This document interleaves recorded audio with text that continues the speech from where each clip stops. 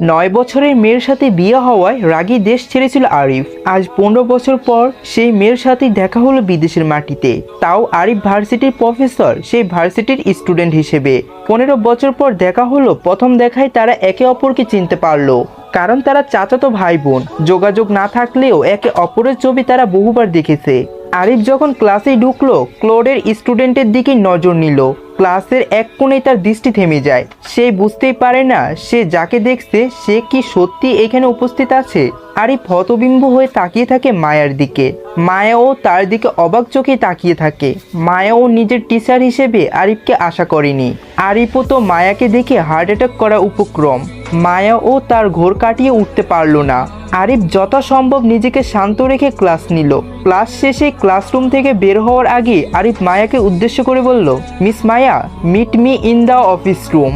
Miss Maya, আমার সাথে office রুমে দেখা করুন। আরিফ কথাটা বলে ক্লাসরুম থেকে বের হতেই ক্লাসের সব স্টুডেন্ট একসাথে চিৎকার করে উঠল, ও ইয়ে! এই ভার্সিটির প্রায় 70% মেয়েদের ক্রাশ প্রফেসর আরিফ। তাকে এই ভার্সিটির সবচেয়ে হ্যান্ডসাম ও রুড প্রফেসর। সকল মেয়ে তার জন্য পাগল। সেই প্রফেসর একটা মেয়ে নিজের সাথে দেখা করতে বলল।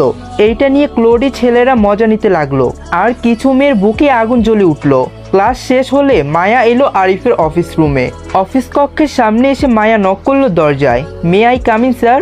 অফিস রুমের ভেতর থেকে গম্ভীর কণ্ঠে আওয়াজ এলো, ইয়েস কামিং। ভাইয়ার অফিস রুমে প্রবেশ করে দাঁড়িয়ে থাকলে আরিফ তাকে বসতে বলে, সিট ডাউন। মায়া বসে চেয়ারে। ভীষণ অস্তিত্ব হচ্ছে, কি জানি কি বলবে, এখন অপমান করবে।